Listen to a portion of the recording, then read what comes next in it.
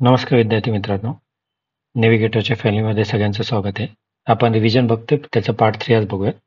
बघा कॉलम 63 वर एक तुम्हाला डायरेक्टली किंवा इनडायरेक्टली एक फॅक्ट्स हे 1 लाख रुपयाची फॅक्ट याच्यावर क्वेश्चन येऊ शकतो, की महानगरपालिका समजा एखादा सार्वजनिक समारंभ असेल किंवा कोणत्या करमणुकीचा कार्यक्रम असेल, तर किती रुपयापर्यंत अंशदान करू शकते? असा क्वेश्चन येऊ शकतो. तुम्हाला ऑप्शनमध्ये 1 लाख रुपये असेल किंवा 2 लाख रुपयापर्यंत असेल, तर 1 लाख रुपयापर्यंत आहे एवढं लक्षात ठेवा. किंवा काय करू शकते, राज्य शासन त्यासंबंधी एक शासकीय राजपत्रामध्ये एक अधिसूचनेद्वारे एक लिमिट सांगणार तेवढं खर्च करू शकते. म्हणून एक लक्षात ठेवा की काय सांगितलेलं आहे की ऐच्छिक कार्यामध्ये येत आहे सगळं, की जे पण एखादी महानगरपालिका आहे ते एखाद्या सार्वजनिक कार्यक्रम असेल, करमणुकीचा कार्यक्रम असेल, त्यासाठी त्यांना अंशदान करायचं असेल तर वर्षाला किती लिमिट आहे एका फायनान्शियल इयरमध्ये, तर 1 लाख रुपये आहे. या फॅक्ट्सवर क्वेश्चन येऊ शकतो, त्याच्यामध्ये बदल करू शकतात. तर 1 लाख रुपये लक्षात ठेवा. त्याच्यानंतर या 4 डेफिनेशनवर क्वेश्चन येण्याची खूप शक्यता आहे. एक तर लक्षात ठेवा की हा सगळा कायदा आपला बृहमुंबईची सरहद वाढवण्यासंबंधी जो कायदा आहे तो 1945चा कायदा आहे. 1945च्या कायद्याअंतर्गत या तरतुदी. ओके, तर एक तर आहे की 1945चा कायदा आणि अनुसूची एकच आहे सगळ्यांसाठी, म्हणजे अनुसूचित अ मध्ये सगळ्यांचा समावेश आहे. तर एवढी तर लाईन कॉमन असेल की अधिनियम जे मुंबई सरहद्द वाढवण्यासंबंधी अधिनियम जो आहे त्याच्या 1945चा जो कायदा अनुसूची अ मध्ये. मग यामध्ये तुम्हाला ऑप्शन असेल की नेमकं कशामध्ये, म्हणजे शहर विचारलं तर भाग ए मध्ये, म्हणजे 1945च्या अधिनियमच्या अनुसूची अ च्या भाग ए मध्ये शहर आहे. मग अ मध्ये आपण सांगितलं होतं की A1 शहर किंवा अ शहर. A2 मध्ये उपनगर, सेकंडरी 2 जे असतात ते उपनगर. तर भाग 2 आणि 3 मध्ये उपनगर. भाग A1 मध्ये म्हणजे भाग 1 to 3 मध्ये आपलं बृहन्मुंबई, आणि भाग 4 मध्ये काय वाढवलेले उपनगर.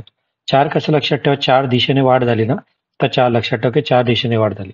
मग तुम्हाला शहर विचारलं तर भाग 1 मध्ये, उपनगर विचारलं तर भाग 2-3 मध्ये, आणि बृहन्मुंबई विचारलं तर भाग 1 to 3, आणि वाढवलेले क्षेत्र म्हटलं भाग 4. अधिनियम 45चा अनुसूची 1 एवढं कॉमन फॅक्ट आहे सगळ्यांसाठी, फक्त खालचं बदलणार आहे. सो एवढं फॅक्ट लक्षात असू द्या. पुढचा याच्यावर क्वेश्चन येऊ शकतो, आयुक्त उपायुक्त संबंधी. बघा आपण दीपक ड मध्ये आयुक्त दिलंय, कलम विचारलं तर 54. ईशा उपायुक्त होती, ए मध्ये ईशा आयुक्त आणि कलम 55. हे 2 क्वेश्चन येण्याची दाट शक्यता आहे, तर लक्षात असू द्या. ड मध्ये आयुक्त, 54 मध्ये आयुक्त आहे. ड आणि 54 आयुक्त संबंधी आणि ई आणि 55 उपायुक्त संबंधी, एवढं माहिती असू द्या. या फॅक्टर क्वेश्चन येऊ शकतं. त्याच्यानंतर के ए आणि के बी आपण बघितलं होतं. अनुसूचित जाती जे असेल ते के ए बी आपण कॅप बघितलं होतं. तर के ए मध्ये अनुसूचित जाती जे संविधानामध्ये 341 मध्ये मेन्शन आहे. अनुसूचित जनजाती शेड्यूल ट्राईब ते के बी मध्ये मेन्शन आहे, के बी, आणि ते 342 मध्ये मेन्शन आहे. तर या 2 फॅक्टरवर पण क्वेश्चन येऊ शकतो. सो लक्षात असू द्या की अनुसूचित जातीचा उल्लेख भारतीय संविधानाच्या 341 नुसार जे आहे ते, आणि अनुसूचित जाती के बी मध्ये आहे 342 अंतर्गत जे येतं ते. त्याच्यानंतर या 3-4 फॅक्टर क्वेश्चन येऊ शकतो. ल अ वर येऊ शकतो. राज्य निवडणूक आयोग कशामध्ये मेन्शन आहे, तर ल अ मध्ये, आणि भारतीय संविधानामध्ये 243 K1 अंतर्गत जे आहे. आपण पंचायत राजमध्ये बघता के मध्ये अंतर्गत येतो. तर राज्य निवडणूक आयोग हे सगळे आपण डेफिनेशन मध्ये बघितलं होतं. ब मध्ये सरकारी वर्ष असतं, हे विशेष शकतं. बाबा सरकारी वर्ष आपण बघितलं होतं. 1 एप्रिल पासून आहे, इकडे तुम्हाला फिरू शकतात. 1 जानेवारी पासून आपलं सरकारी वर्ष चालू होतं म्हणून, तर 1 एप्रिल आहे एवढं लक्षात ठेवा. तर ब मध्ये सरकारी वर्ष 1 एप्रिल पासून. न याच्यावर क्वेश्चन येण्याची खूप शक्यता आहे की महाव्यवस्थापक, नाना महाव्यवस्थापक हे 60 अ अंतर्गत आहे. इकडे तुम्हाला 70 अ देतील किंवा 80 अ देतील किंवा काही पण बचवू शकतात. तर 60 अ अंतर्गत नाना महाव्यवस्थापकाची तरतुदी 60 अ न विसरता लक्षात ठेवा. आणि 60 ब अंतर्गत कार्यकारी महाव्यवस्थापक आहे. 60 ब अंतर्गत कार्यकारी महाव्यवस्थापक. मग 60 अ पण लक्षात राहील तुम्हाला, 60 ब पण लक्षात राहील. याच्यामध्ये महाव्यवस्थापक आहे आणि या ठिकाणी कार्यकारी महाव्यवस्थापक आहे. या दोघं तरतुदी लक्षात असू द्या. आणि ते न पण लक्षात असू द्या. सरकारी वर्ष ब लक्षात असू द्या. ओ प्रभाग समितीबद्दल येऊ शकतं. कुठं आहे, तर ती 50 टीटी, 50 रुपये टीटीला दिले एवढं लक्षात ठेवा. प्रभाग समिती, वार्ड समिती महत्वाची असते. तर 50 टीटी म्हणजे 50 रुपये टीटीला काहीतरी दिले, त्यावरून ओ म्हणजे ओ वरून लक्षात 50 रुपये प्रभाग समिती, वार्ड समिती. याच्यावर पण हे 2 असे फॅक्ट आहे की ज्याच्यावर क्वेश्चन दाट येऊ शकतं. एक तर हे महाव्यवस्थापकावर 60 अ, म्हणून हे तर तुम्ही न जाण्याच्या अगोदर एकदा बघाच एक्झामला. 60 अ पण बघा आणि 50 टीटी पण बघा. या ठिकाणी महाव्यवस्थापक आणि या ठिकाणी तुमचे प्रभाग समिती. त्याच्यानंतर पीपी मध्ये वित्त आयोग होतं. वित्त आयोग 243 आय अंतर्गत फायनान्स कमिशन. आय म्हणजे आय फायनान्स कमिशन आपण बघितलं होतं. आणि क्यू मध्ये महापौर येतं. याच्या अंतर्गत 37चा 1B IB ऑफिसर आपण बघितलं होतं. सो हे महत्वाचे फॅक्ट आहे 3-4 जरी दिसत असले तरी याच्यावर तुमचे 2 ते 3 क्वेश्चन फ्रेम होऊ शकतात. 9 मध्ये महाव्यवस्थापक 60 अंतर्गत, त्याच्यानंतर प्रभाग समिती 50 TT अंतर्गत आणि महापौर 37 1B अंतर्गत QQ मध्ये दिला आहे. हे लक्षात असू द्या फॅक्ट्स. त्याच्यानंतर एवढं विचारू शकता कलम 4 अंतर्गत जे आपण प्राधिकरण सांगितलेले त्या प्राधिकरणामध्ये कोणाकोणाचा समावेश होतो तर आपण सगळं SSS वरून बघा, स्थायी समिती, सुधार समिती आणि शिक्षण समिती असं आपण SSS वरून लक्षात ठेवलं होतं. हे तर 3 लक्षात असू द्या. तुम्हाला पाणी पुरवठा समिती किंवा काही कन्फ्युज करण्यासाठी कन्फ्युज करू शकता. आता महानगरपालिका स्वतः आपण अभ्यास करतो तो महानगरपालिका होती. त्याच्यानंतर महानगरपालिकेमध्ये महापौर होते, महानगरपालिकेचे आयुक्त होते आणि जे बेस्ट असतं ना बृहन्मुंबई परिवहन समिती त्याचे महाव्यवस्थापक होते. ओके, सो हे झाले. प्रभाग समिती महत्वाची प्रभाग समिती होती. तर या अंतर्गत क्वेश्चन येऊ शकतो की कलम 4 मध्ये कोणाचा समावेश होतो. कळतंय तुम्हाला? SSS लक्षात असलं पाहिजे. स्थायी समिती, सुधार समिती, शिक्षण समिती हे काही कन्फ्युज होण्यासारखे आहे. त्याच्यानंतर एक महानगरपालिका आहे तर मनपा तुम्हाला आठवली पाहिजे की एक महानगरपालिका आहे. त्याच्या मनपामध्ये 2 व्यक्ती असतात महत्वाचे, एक महापौर असतात तर महापौर असणार आहे. त्याच्यानंतर एक आयुक्त असतात तर आयुक्त असणार आहे आणि जे आपले बेस्ट असते बेस्ट त्याचे महाव्यवस्थापक जे असतात ते महाव्यवस्थापक पण यामध्ये येणार आहे. तर एवढं लक्षात असू द्या या अंतर्गत कोणाकोणाचा समावेश असतात. याच्यावर एखादा तुम्हाला एलिमिनेशन कोण आहे कोण नाहीये किंवा टोटल व्यक्ती किती आहे ते पण तुम्हाला विचारू शकता. ओके, त्याच्यानंतर 5B अंतर्गत एक होतं की जर तुम्ही एखाद्या कास्टमधून आहे ना एखाद्या पर्टिक्युलर जातीमधून इलेक्शन लढत असाल आणि ते जात वैधता प्रमाणपत्र तुमच्याकडे नसेल तर निवडून आल्याच्या दिनांकापासून 6 महिन्याच्या आत ते सबमिट करावं लागतं. तर या 6 महिन्यावर फॅक्टवर क्वेश्चन म्हणू शकतो. हे 5B अंतर्गत आहे की एखादा उमेदवार निवडून आलेला आहे तर त्याच्याकडे जात वैध प्रमाणपत्र नसेल तर निवडून आलेल्या दिनांकापासून 6 महिन्याच्या आत त्याला जात वैधता प्रमाणपत्र सादर करावे लागेल.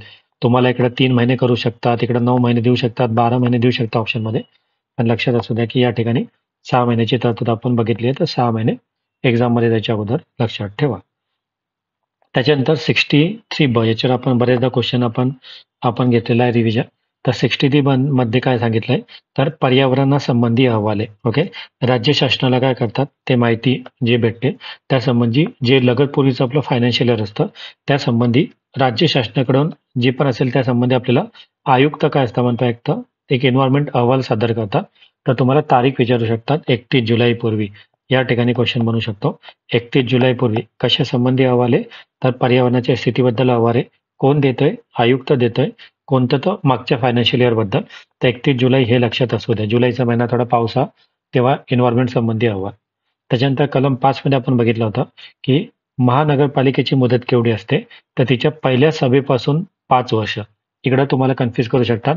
पहिल्या सभेपासून 5 वर्ष आहे किंवा निवडणुकीच्या दिनांकापासून 5 वर्ष आहे किंवा आणखी सांगू शकतात की म्हणजे काही पण फिरवण्यासारखं आहे वगैरे. तर पहिल्या सभेपासून सांगितलं म्हणजे पहिली जेव्हा मीटिंग होती त्या पहिल्या सभेपासून 5 वर्षाचा कालावधी मनपाचा असतो आणि जेवढा मनपाचा कालावधी असतो तेवढाच त्यांच्या सदस्यांचा कालावधी असतो आणि त्यापेक्षा अधिक चालू राहणार नाही. कोणत्याही परिस्थितीत ते वाढवता येत नाही. तर हे कलम 5 मध्ये 5 वर्ष कालावधी एवढं लक्षात ठेवा. कलम 6 अंतर्गत ऍक्च्युअली ते देतात तरी लक्षात असू द्या की 5 वर्षाचा कालावधी असतो. त्याच्यानंतर कलम 17 महत्वाचं होतं की एखाद्याला डिस्क्वालिफाय संबंधी म्हणजे निहर झालेला व्यक्ती पालिका सदस्य होण्यास बंद होणे म्हणजे डिस्क्वालिफाय झालेला व्यक्ती कसा होईल शकतं. तर बघा या ठिकाणी एक 3 महिन्याची तरतूद होती आणि 12 महिन्याची तरतूद होती. समजा तुम्ही आजारी असाल किंवा समजा महानगरपालिकेने एखादं कारण मान्य केलं असेल ते सोडून जर का 3 महिने तुम्ही कंटिन्युअसली सभेला गैरहजर राहताय तर तुम्ही काय होणार? डिस्क्वालिफाय होणार. कळतंय? म्हणजे कोण कोण आजारी पडत असेल तर ठीक आहे किंवा महानगरपालिकेने तुम्हाला परमिशन दिली की बाबा ठीक आहे तुम्ही काहीतरी कारणामुळे तुम्ही गैरहजर आहे. पण त्या व्यतिरिक्त जर का 3 महिन्यापेक्षा जास्त कारणसाठी तुम्ही गैरहजर असाल तर तुम्ही डिस्क्वालिफाय होतात. ओके, आणि समजा सलग 12 महिने तुम्ही सभेला येत नाहीये मग कोणतेही कारण असो तरी पण तुम्ही डिस्क्वालिफाय होता. त्याच्यावर क्वेश्चन काय बनू शकतो? एक तर कलम 17 मध्ये बनू शकतो. कलम 17 मध्ये 2 येतं, एक 3 महिने एक 12 महिने. तर हे लक्षात असू द्या 3 महिन्यासाठी काय आणि 12 महिन्याची तरतूद काय याच्यावर तुम्हाला फिरू शकता. इकडे 4 महिने देऊ शकता, इकडं काय ते 9 महिने देऊ शकता काही पण. तर 3 महिने आणि इकडं 12 महिने या 2 फॅक्ट तुम्हाला माहित पाहिजे जे महत्वाचे आहे यासाठी. ओके, 3 महिने विथ प्रूफ विथ कारण गेले तर 3 महिन्यापर्यंत ठीक आहे तुम्हाला त्यांनी हे केलं आणि विदाऊट कारण असो नसो तुम्ही 12 महिने गैरहजर आहे तर तुम्ही डिस्क्वालिफाय होऊ शकता. त्याच्यानंतर 129 अंतर्गत वेगवेगळ्या समिती होत्या. अर्थसंकल्पीय अंदाज कोण कोणासमोर मागतं. तर अर्थसंकल्पीय अंदाज अ, ब आणि ग जर असेल तर ते स्थायी समितीसमोर जातं. क जर असेल तर ते बेस्ट समितीसमोर जातं, बृहन्मुंबई वीज पुरवठा समिती. आणि ई म्हणजे इयत्ता शिक्षण समिती. ई फॉर इयत्ता लक्षात ठेवा. इयत्ता संबंधी अहवाल शिक्षण समिती. तर एक विचारू शकता की हे अर्थसंकल्पीय आधार कोणाकोणासमोर मांडले जातात. अ, ब, ग असेल तर स्थायी समिती, क असेल तर बेस्ट आहे ना, बेस्ट समिती, बेस्ट संबंधी समिती, आणि ई फॉर शिक्षण समिती यांच्यासमोर अंदाज जातात. त्याच्यानंतर 139 अंतर्गत कोणकोणत्या कराचा समावेश होतो? मालमत्ता कर, कोट्यांवर कर, नाट्यगृह कर आणि जकात कर. यामध्ये जीएसटीचा समावेश होतोय का? वस्तू सेवा करचा समावेश नाही, किंवा काही पण बाकी करा तुम्हाला मनोरंजन कर वगैरे, म्हणजे काही ते फिरू शकतं. नाट्यगृह कर वगैरे दिलेलं आहे ठिकाणी, तर कोणतेही फिरू शकतात. तर हे 4 करच या अंतर्गत येतं, एवढं लक्षात ठेवा. मालमत्ता, कोट्यांवर कर, नाट्यगृह कर आणि जकात कर हे 139 अंतर्गत येणारे कर आहे, एवढं लक्षात घ्या. ओके, तेवढे फॅक्ट्स आपण बघितले. आय थिंक तरी आपण बाकीचे फॅक्ट्स आहे ते कुठे 3 महिने 6 महिन्याचे तरतूद आहे ते आपण बघू नंतर. सो फॅक्ट्स व्यवस्थित करा, ज्याच्यावर तुम्हाला क्वेश्चनमध्ये फिरवलं जाऊ शकतं. PDF मी आपल्या ग्रुपवर टाकतो.